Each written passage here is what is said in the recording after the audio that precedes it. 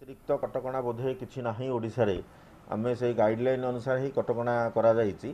ता उपरे सरकार नजर अच्छी रिव्यू चली तार भितर जति इनपुट नहीं करी हमर फर्दर किसी आसी पारे आमे अपेक्षा करबा सरकार निष्पत्ति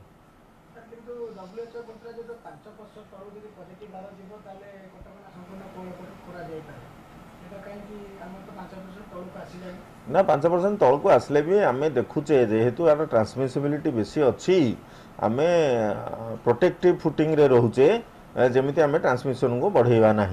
तेणु आम देखिए 2-3 जगार जदि 862 ना केते अच्छी जोटा आज बाहर देखिए तादर संबलपुर 3 अंक विशिष्ट अच्छी आउ सब जगह 2 अंक विशिष्ट अच्छी तेणु साइट स्पेसिफिक नहीं फैक्टर नहीं किसी डिसाइड करा जाई पारे तो आम मुझे कहली सरकार सबु दिगरु निष्पत्ति नेबे